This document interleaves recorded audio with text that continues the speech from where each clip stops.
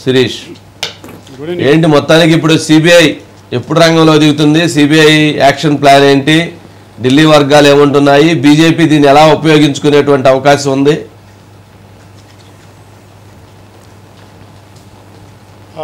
రాబోయే ఎలక్షన్స్ కోసం కానీ తెలంగాణలో రాబోయే రాజకీయ పరిణామాల నేపథ్యంలో కానీ బీఆర్ఎస్కి ఇది బీజేపీకి ఇది ఒక అందివచ్చిన అవకాశంలాగా ఉపయోగపడనుంది.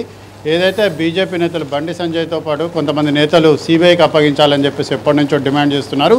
ప్రస్తుతం బీఆర్ఎస్ ఉన్న పరిస్థితుల దృష్ట్యా అంటే కుటుంబ కలహాలు కానీ రాజకీయ పరిస్థితులు కానీ లేకపోతే కాళేశ్వరానికి సంబంధించి వచ్చిన అవినీతి ఆరోపణలు కానీ వీటన్నిటి దృష్ట్యా దీన్ని సిబిఐకి అప్పగించడం అనేది కూడా బీజేపీకి చాలా అంది వచ్చిన అవకాశం.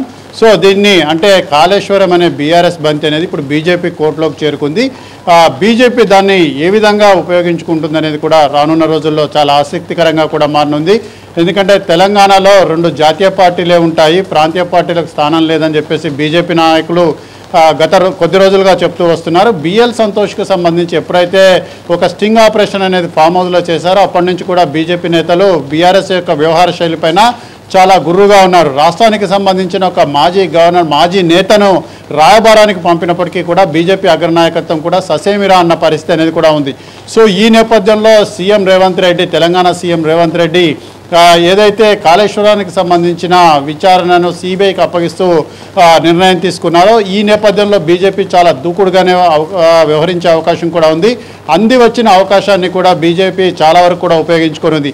ఆంధ్రప్రదేశ్లో జగన్మోహన్ రెడ్డి కేంద్ర స్థాయిలో ఎలాంటి పరిస్థితిని ఎదుర్కొంటున్నారో సేమ్ అలాంటి సిచ్యువేషన్నే బీఆర్ఎస్ కూడా ఎదుర్కోవాల్సిన పరిస్థితి అనేది కూడా ఏర్పడుతుంది. అంటే ఒక రకంగా చూసినట్లయితే పూర్తిగా సరెండర్ కావడమా లేదా పార్టీని విలీనం చేయడమా జరగాల్సిన పరిస్థితి అనేది కూడా ముందు ఉంది అని చెప్పేసి కూడా చెప్తూ వస్తున్నారు. అయితే గత కొద్ది రోజులుగా చూసినట్లయితే బీజేపీ నేతల యొక్క మాటలు కానీ వాళ్ళ యొక్క వ్యాఖ్యలు కానీ దీనికి బలం చేకూర్చే విధంగా ఉన్నాయి. 2028లో అయితే కాంగ్రెస్ లేదంటే మేమే అధికారంలో ఉంటామని చెప్పేసి వాళ్ళు బలంగా చెప్తూ వస్తున్నారంటే సో ఇదంతా కూడా జరుగుతుంది అన్న విషయం అంటే ఈ విధంగా జరుగుతుందన్న విషయం వాళ్ళు ముందే గమనించారా లేకపోతే ఇలాంటి అవకాశాలంటి కూడా వస్తాయని చెప్పేసి ఊహించారా అనేది కూడా చూడాల్సిన పరిస్థితి అనేది కూడా ఉంది.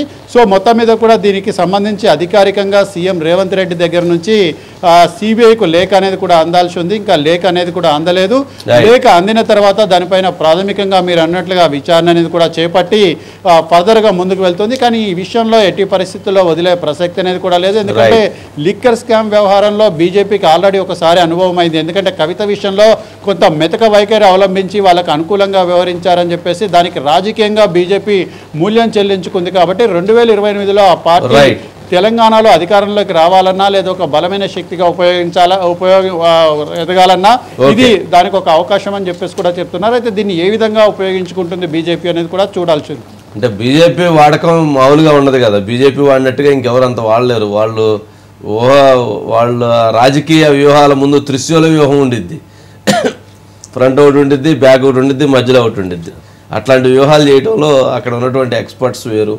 ఇందాక శిరీష్ చెప్పినట్లుగా బిఎల్ సంతోష్జీ కేసు ఏదైతే పెట్టి ఆయన అరెస్ట్ చేయాలని ఏదైతే ప్రయత్నం జరిగిందో అది చాలా బ్యాడ్ స్టెప్.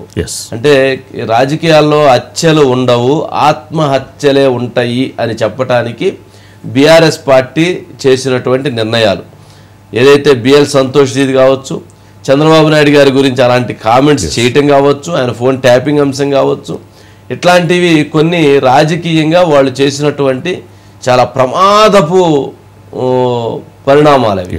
అవి ఎప్పుడూ కూడా ఎక్కడో దగ్గర నష్టం చేకూరుస్తాయి అనిపిస్తుంది.